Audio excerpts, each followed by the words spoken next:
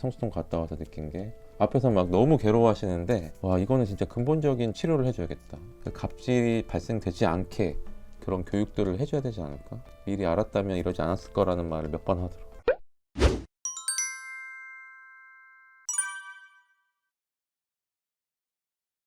그러니까 어제 성수동 그분도 가게를 5개를 2018년에 성수동이 거의 태동 풀로 막 올라오기 전부터 그렇게 자리를 잡고 왔던 분. 건물 살 생각 안 해. 돈이 생기면 2호점, 3호점, 4호점 계속 늘려간 거죠. 근데 지금 막 동네가 좋아지니까 각각의 건물주들이 이제 야 월세가 2배 올랐는데 너 왜 안 내? 이분이 다 올려놨는데 그러다 보니까 그분은 4, 5년 동안 너무 좋았는데 이제는 계속 갑질 당하는 거야. 2배 올려줘. 나가. 재건축해야 돼. 건물주 바뀌었어. 그러니까 이제 와서 이제 자기는 내가 여기 살렸는데 내가 어디 쫓겨나야 돼? 막 이런 상황이 돼. 거기가 그분이 들어갈 때 그 건물주가 그 건물을 22억인가 샀어. 2018년에 들어갔을 때, 그러니까 2018년 전에 샀겠지. 근데 2020년인가 누가 44억에 샀어요. 그분은 그냥 뭐 바뀌든 말든 그냥 건물주가 바뀌었다 생각했지.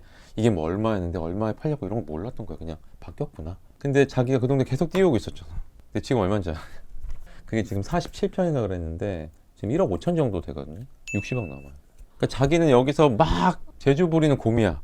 사람들이 박수 보내니까 나는 너무 좋아. 근데 진짜 돈 번 사람들은 그 전에 있던 20억에 샀던. 근데 그때 자기가 2개 건물을 다 쓰는데 한쪽 건물주가 이제 문제가 된 건데 이분은 옛날부터 갖고 있던 분이야. 거의 뭐 10억대, 뭐 20억대 사서 그냥 쭉 갖고 가다가 지금 60억, 70억이 된 거. 결국엔 이 친구가 퍼포먼스 다 하고 건물은 여기서 다 올랐고. 그러니까 자기도 너무 이게 아쉬운 거지. 4, 5점, 5점 낼 때 이걸 알았다면 이걸 건물 샀을 텐데. 그리고 더 재밌는 게 있어 또. 그 건물의 바로 맞은편 그분은 동네 성수동 좀 뭐 몇 블럭 뒤에서 장사를 하셨는데 명도 당했나 해갖고 이제 쫓겨난 거야. 그래서 이분이 안 되겠다 사야겠다 해서 자기 집을 팔았나 어쨌나 해서 그 건물을 리모델링하고 옥상 꼭대기층에 살고 밑에서 밥집을 하는 거 엄청 잘 돼. 근데 그 건물이 30억에 샀고 지금 60, 70억에 나. 그러니까 바로 같은 건물을 앞에 놓고 같이 일하는 사장님인데 그분도 돈이 없었겠지. 근데 내가 사는 집을 정리하고 건물 꼭대기층에서 살고 하니까 그것도 해소가 됐잖아. 하려고 하면 보이는 거야. 내 집 팔고 어떻게 얻어갖고 몇 억 정도로 들여서 사면 살 수 있는 거고. 그리고 이제 그 얘기를 하더라고. 여기가 반찬도 많이 준대. 그리고 추우면 사람들 막 성수동 밖에서 대기하잖아. 근데 거긴 지하 공간에 웨이팅룸을 따로 놨어. 그러니까 자기가 공간을 확실히 다 쓸 수 있으니까 자기가 이자도 얼마 안 내잖아. 그러니까 예를 들어 뭐 거기를 내가 들어가려면 1,000만 원에 대한 월세를 내야 되는데 이자가 한 700밖에 안 나. 그럼 300은 서비스 주는 거야. 그리고 공간 여기 어떻게든 뭐 월세 더 받아볼까 안 하고 그냥 오시니까 좀 쉬세요. 웨이팅 하세요. 그러니까 자기는 위에서 살면서 그건 꼭 계속 가져가면 돼. 쫓겨나고 갑질이 문제가 된 건데 왜 갑질이 생겼나 봤더니 내가 건물주가 아니어서 그런 거지. 근데 여기서 좀 더 공부하면 소액으로도 살 수 있는 게 충분히 있는데 머릿속에 건물주라는 게 없고 당연히 월세 내야지 라고 이제 세팅이 되어 있다 보니까 결국에는 자기가 띄운 동네에서 쫓겨나야 하는 신세가 되는 거고, 내가 건물주라고 했을 때 동네가 올랐으면 월세 더 받고 싶잖아. 옆집에 2, 300 받으면 나도 2, 300 받고 싶은데 100만 원 받았더라도. 그래서 이거를 뭐 사람이 아무리 착해도 그래 뭐 네가 살렸으니까 월세 안 올릴게 하는 분도 있지만 그거 쉽지 않아. 사실 좀 불리한 부분도 있어. 불합리한 부분도 있고 그렇지만 일단 젠틀리피케이션을 해소할 수 있는 거는 사람의 마음이나 무슨 상태나 이런 거 갖고 해결이 안 돼. 가장 좋은 방법은 장사하는 사람이 건물을 사가지고 들어가는 거. 그럼 안 쫓겨날 거야.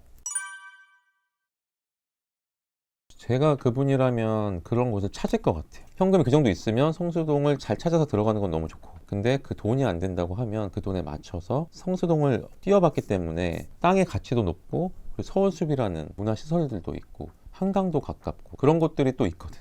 그래서 땅의 가치 자체가 좀 좋은 곳이 있어요. 또 뭐 영등포나 이런 데 같은 경우에는 중공업지지만 한 5, 6천대에서 잘 하면 들어갈 수 있는 곳들이 좀 있어요. 그리고 요즘에 좀 핫한 데가 뭐 을지로나 이런 데가 핫하잖아요. 옛날에는 거기 그냥 오피스랑 그 다음에 인쇄소 골목. 그래서 주말에는 다 쉬니까 거기에 뭐 사람이 아예 안 다녔어요. 근데 그런 옛날 레트로 감성, 헤리티지 이런 데가 지금 막 뜨고 있잖아요. 신당동에 있는 중앙시장도 마찬가지. 거기 원래 아무것도 없었어요. 뭐 성수, 하플에 있는 이런 가게들이 갑자기 4, 5점, 5점 내는 경우들이 있어요. 어딘가에.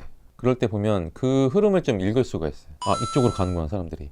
부동산 측면에서는 사실 구도심을 살리려고 하는 부분들이 좀 꽤 많아요. 그래서 오세훈 시장이 지금 최근에 보면 종로, 중구 이런 쪽을 오랫동안 개발을 할 수 없었던 곳을 막 뒤바꾸고 있어요.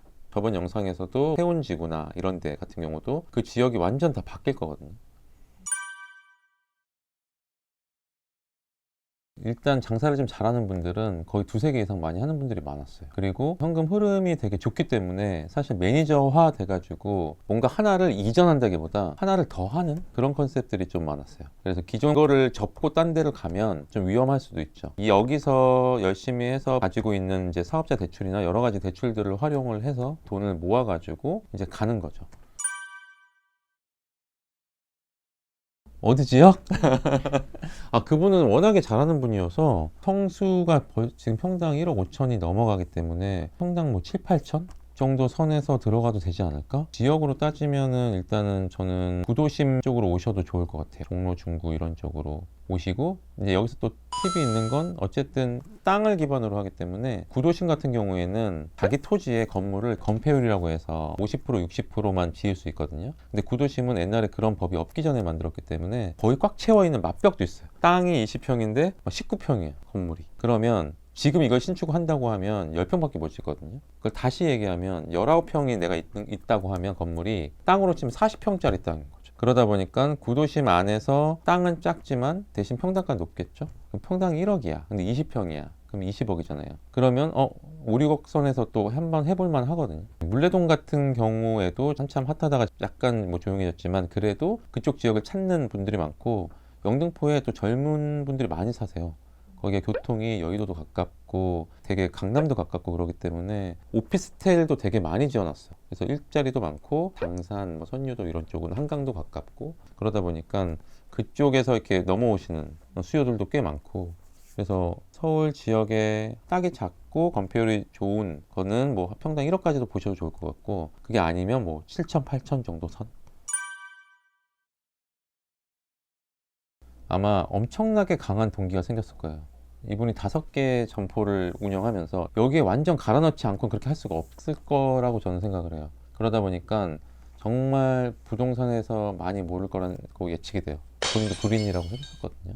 한쪽 분야에서 많이 성공하신 분들은 일반적인 것들을 다 가져가기가 상당히 좀 어려워요. 그래서 가장 먼저 해야 되는 거는 사실 공부죠.